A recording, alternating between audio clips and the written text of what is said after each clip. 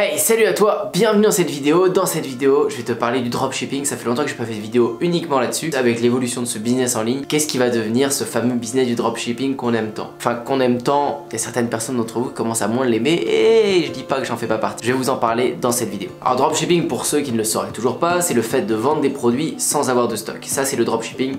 Tu vends des produits sur une boutique en ligne, mais tu n'as pas le stock, tu n'as pas besoin de dépenser d'argent là-dessus. C'est le fournisseur qui envoie le produit directement au client et toi, tu le vois jamais. Depuis le début que j'ai commencé le dropshipping il y a 3 ans, j'entends ça va s'arrêter. Le dropshipping va se terminer, j'avais l'impression déjà d'arriver il y a 3-4 ans en retard. J'ai l'impression que ça va bientôt être terminé. Alors que 3 ans plus tard en 2020, ça marche toujours aussi bien si ce n'est mieux, mais c'est pas grave, j'entends encore aujourd'hui que ça va se finir le mois prochain. C'est sûr que j'ai pu faire le tri et me dire qu'au final, ça va pas arriver, ça va pas se terminer comme ça parce que c'est juste du e-commerce sans de stock, c'est une source sûre, on sait que ça marche, tout le monde aura toujours besoin de produits, il y a toujours de nouveaux produits qui se créent sans cesse, il y a de nouvelles tendances qui apparaissent sans cesse, donc ça, il n'y a pas de souci de ce côté-là. Le souci qu'il va y avoir avec le dropshipping, et qui commence déjà à avoir, c'est que tout le monde commence à connaître ça, tout le monde commence à reconnaître les boutiques de dropshipping, tout le monde se dit ça c'est la même boutique, je sais que c'est un produit chinois, je sais que quand il y a marqué 10 à 15 jours de livraison ça vient de Chine, je sais tout ça. Il y a de plus en plus de clients qui connaissent et du coup qui vont pas se faire avoir, qui vont préférer acheter sur un autre site et pas chez vous. Il y a aussi de plus en plus de plateformes publicitaires qui vous suppriment vos comptes parce que vous faites du dropshipping.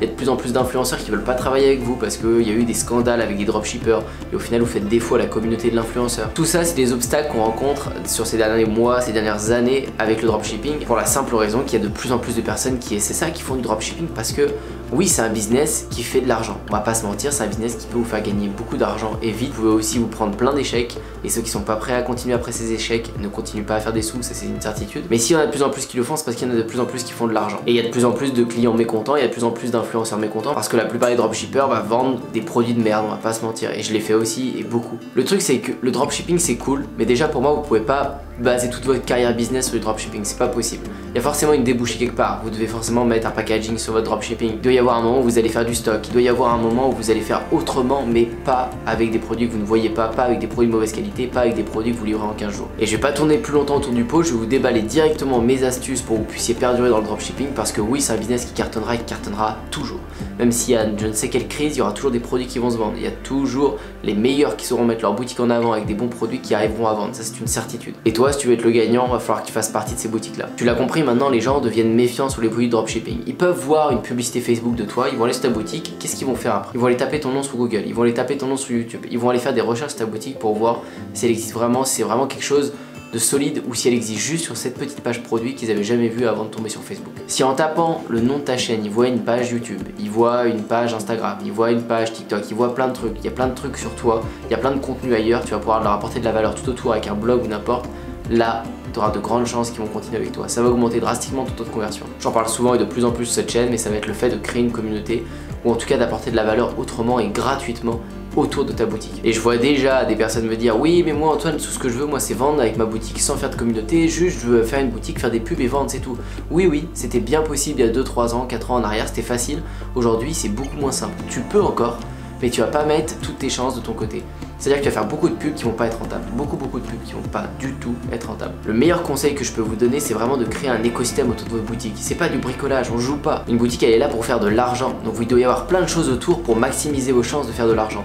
Et si vous faites 1, 2, 3, 4 trucs autour, créer une communauté, faire un blog, faire plein de choses autour, vous allez faire beaucoup plus de ventes. Alors après il y a un truc qui est vrai, c'est si vous trouvez un produit qui est vraiment gagnant, un produit qui a une tendance de malade, comme le hand spinner par exemple, ou d'autres produits qui ont fait un gros carton, il y en a 3-4 dans l'année, des énormes produits qui se démarquent, on entend parler dans les journaux, on entend parler partout.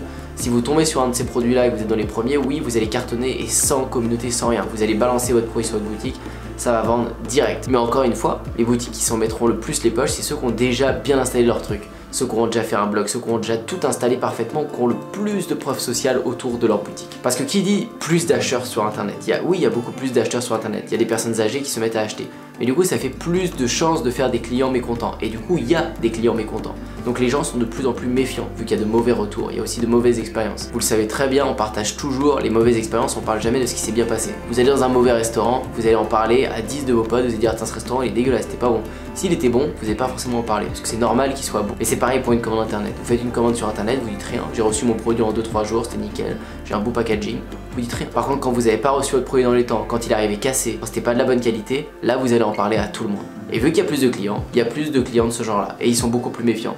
Donc vous devez vraiment faire un beau travail autour de votre boutique, qu'elle soit hyper professionnelle, qu'elle soit nickel et qu'il y ait un back-end derrière avec des emails professionnels où vous allez pouvoir les récupérer. Votre client il arrive avec votre publicité sur votre boutique, il achète pas, il a laissé son mail dans votre boutique, c'est pas grave. Vous allez le recibler avec plein de mails, vous allez envoyer des mails de qualité avec du contenu dans votre niche. Si vous vendez des chaussures de foot, vous allez pouvoir lui donner plein d'astuces sur le foot. Et au fur et à mesure, il va se dire, attends, au final, il lâche pas le morceau, il m'envoie plein de conseils, plein de choses. Je vais lui faire confiance, il m'a appris 2-3 trucs en foot, allez hop, je le suis. C'est plein de petits détails comme ça que vous pensez pas parce que la plupart, vous voulez vendre tout de suite, maintenant. Et on a tous cette erreur, mais c'est de plus en plus compliqué de vendre comme ça en dropshipping et je vous incite vraiment à créer un écosystème autour de votre boutique. Faire une boutique, c'est pas long, faire un écosystème non plus.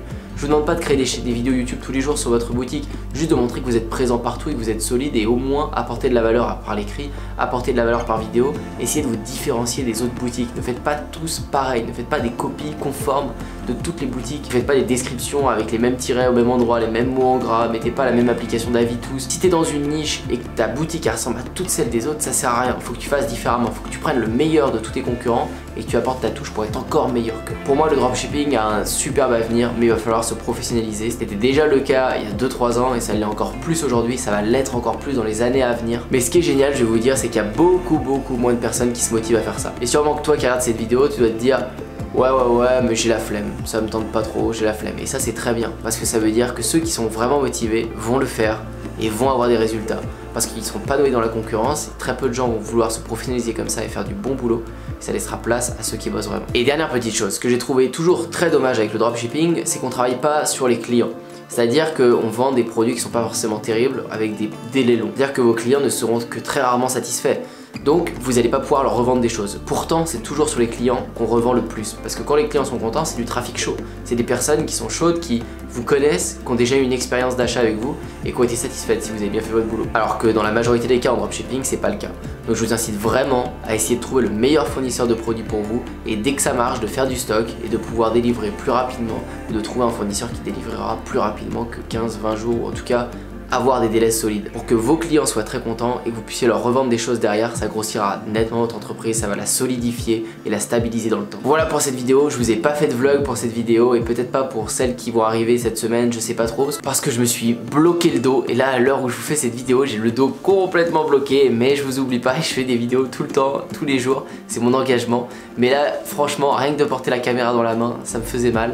Donc j'ai un vlog qui est en cours de préparation pour vous où je vous emmène un peu toujours dans ma vie d'entrepreneur, ma vie de tous les jours et je vous apporte des conseils comme je le fais là. Enfin voilà, j'espère que ça vous a plu, n'hésitez pas à mettre un like et à vous abonner, je vous dis à très bientôt pour une prochaine, ciao.